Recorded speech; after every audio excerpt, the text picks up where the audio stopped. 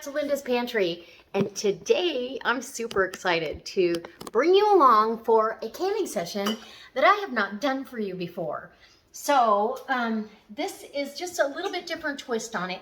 So I got such a great deal on Hatch Chiles, and I froze a bunch of them, but this last batch, and this is about, I'm gonna guess 5.5, 6 pounds right here. I roasted these chilies off yesterday. Took most of the seeds out. I'm going to tell you there's some seeds in here. I don't care. They're a variety. A Hatch chili is grown in New Mexico. They're only available a short time every year, so I take advantage of it when I can. And everything I canned up last year is gone. All the Hatch chili salsa, everything is gone. And so I want to do just whole green Hatch chilies, roasted chilies, in pint jars for recipes. So I can make chili relleno. I make a chili relleno casserole that is delicious, and you don't have any of the frying in there involved. But I can use it in soup, stews, any way I want, and I have the option of keeping them whole, or so I can cut them in strips or dice them. It doesn't really matter. And I'm going to have more room in the jar this way because I'm not going to fill them quite to the top. And then I'm going to fill these are room temperature. I'm going to fill these jars up to about to where the neck, or the neck of the jar, or the shoulder of the jar starts to curve. And then I'll fill it with hot boiling water out of my kettle, and we'll get to canning. These are going to can for 35 minutes. Whether you were using a half pint or a pint jar, it's still 35 minutes. And that's per the USDA National Home for Food Preservation. Is that right? Anyway, you can't say that fast. I'm just saying. And the video is always, when it's a canning video, brought to you by 4 Jars. 4 Jars canning lids are amazing. Stupendous results. Absolutely flawless. And I actually showed in a previous video where I thought I had a fail, but I didn't. So I reused that lid and it sealed just fine, and I've checked it the last few days and it's still holding. So we had success. It was user error, I guess. Anyway, so 4 Jars lids, there's a link down below. And if you put the coupon code Linda's Pantry, all one word, no apostrophe, in there, you'll get 10% off your complete order. They are competitively priced, and when you add that 10%, yeah, they knock everybody else out of the park. Beware of new jar lids coming on the market, because it's a little scary. They have really sharp edges, or they don't hold up under. They might seal, but then they don't stay sealed, kind of thing. So let me bring you in, and we're gonna get these chilies all jarred up, and we're gonna add the water, and we're gonna can them. Yum. Okay, so I actually poured a little bit of the hot water down in the jar just to start tempering the jars. These jars are at room temperature, and these chilies are at room temperature, but the hot water could be a shocker. So you're just going to add the chilies, and I don't mind if the seeds are in there. It's just fine with me.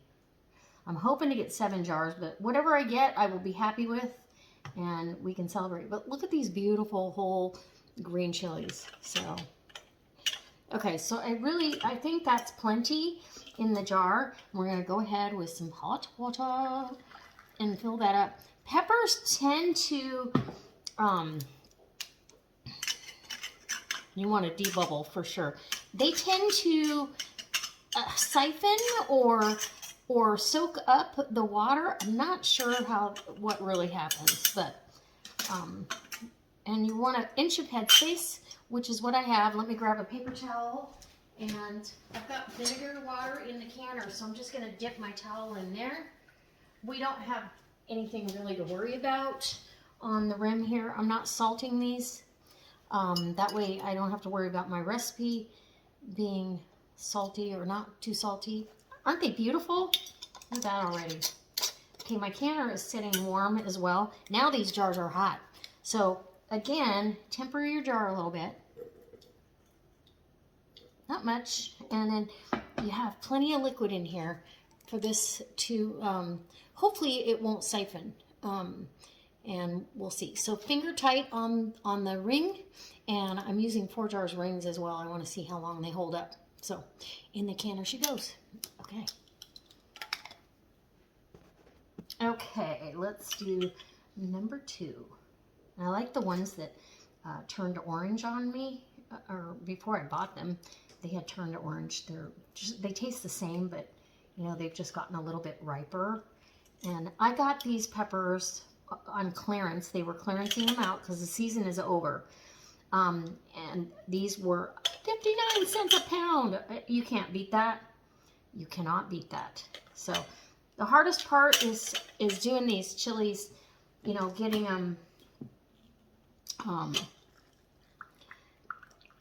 all charred. I did them on the barbecue. So roasting the chilies is the hardest part of this. So especially if you're not having to cut them up afterwards. I'm just gonna keep that headspace right there. It's an inch. This bottom ring is an inch of headspace. Look how gorgeous, gorgeous. Green chilies, yum. And like I said, these are a mixture of hot, mild, and medium because I picked the best peppers, no wrinkles, no blemishes, out of the bin. So I would have a good canning product because I knew I wanted to can some as well as freeze some. Can't keep all your eggs in one basket. If my power went out, I could lose all my peppers, but I could also can them up. After you freeze them, you can totally can them. The ones I froze are diced. Okay, in the canner she goes. Ooh, I think I've got enough for 7 jars, I believe. Now, if you wanted to add a little bit of salt, make sure it's canning salt so you don't make your liquid look cloudy, which could indicate to someone else that was using it maybe that something was wrong with the canning process. That is not the case, but anti-caking agents in salt will give you a cloudy product. So we don't want that, so I don't need to salt it. And then I'm in control of salt later too, like I said. Okay, I want a little bit of red in every, oh, that one I missed a skin. I totally missed a skin. And they're easy to get off even after they've cooled down. Not that that skin won't come off. It'll come off in the canning process, but I kind of want it out of there. I don't want it to make my peppers bitter, if that makes sense. All right. Let's get the debubbling going. Debubble, debubble, debubble. I actually think I'm going to take that last pepper back out. I'll put it in this jar. I want plenty of liquid in these. And I don't want any reason for this to siphon. Not the overfilling can cause siphoning. Too much fluctuation in temperature can cause siphoning. There's so many reasons, and I want to avoid as many as I possibly can. All right. In the finger tight, nice, and in the canner she goes to hang out with the rest of them. Yum.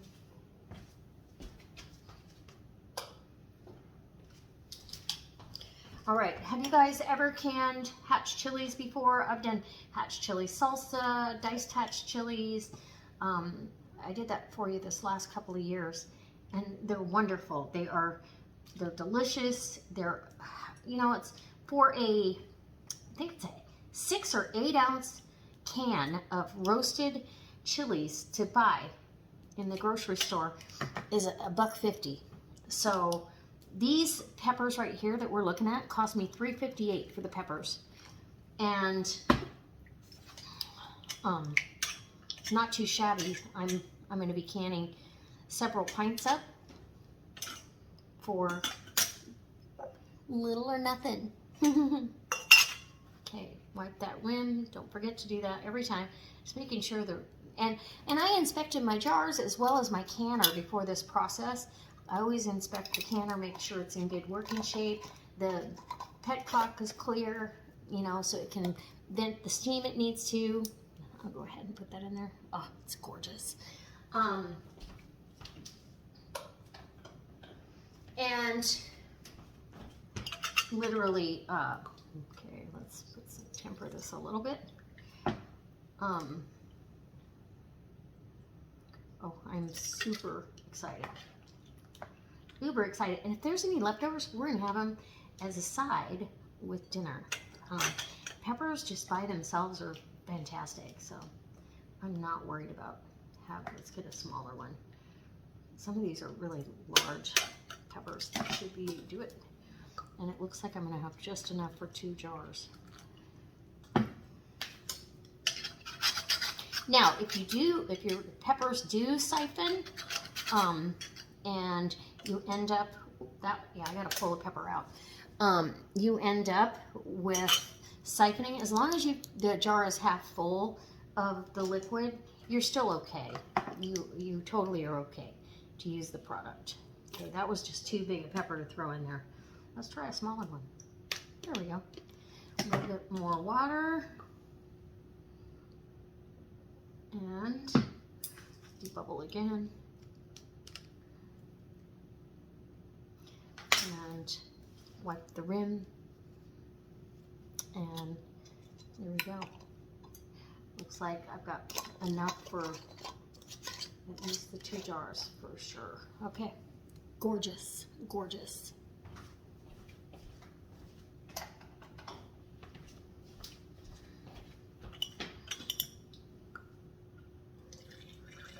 I know I didn't pour hot water in that one, but the pepper was hot from the liquid, so I didn't really think I needed to. You can soak your jars in hot water too before you start this process. Usually that's what I do. If I'm really going to be putting screaming hot product and liquid in there, I'll go ahead and do that. But today, this is how we roll. Simple, easy, quick. This is a great quick canning session, but I use that prep-a-day, can-a-day method. And yeah, so I'm getting a new phone coming up. I feel like that is a little full of water. I'm getting a new phone, and so I'll be filming with a new phone. You'll have to tell me if the sound quality and everything is good. I'll let you know when I'm using it. But I had to order it, so it'll be a couple of days before I get it. All right, there we go. In the canner she goes. Okay, last jar. I did put a little bit of, or took a little bit of water out of the canner. I had a little overfull. So, oh, this is going to be perfect. The perfect amount. I don't know that I'm going to have any left for a snack. But I love the fact that I got some orange ones as well as the green ones. Ooh, I might have one too many. Yep, I have one left here in the bowl. And I'm going to be pushing it. I'm going to debubble. So in canning, pressure canning, that space between, I'm going to take out one of those red peppers. I'm going to have to fish in here though to get it done. There we go. In pressure canning, it is super important that I don't want to get greedy. I don't want siphoning. So I'd rather have a perfect product kind of thing than something that siphons. You know what I mean? Okay, is that good? I think that's perfect.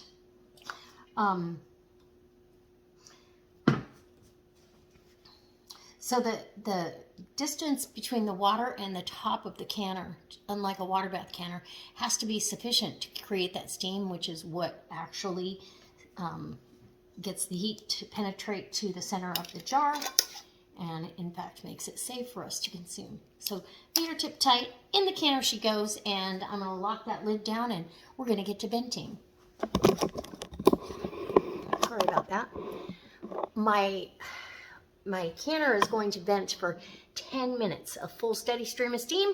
After that 10 minutes is up, we're going to put the weight on, and then we're going to let it come up. As soon as it starts releasing steam and the weight jiggles, that means it's come up to pressure. My dial will tell me 11 pounds.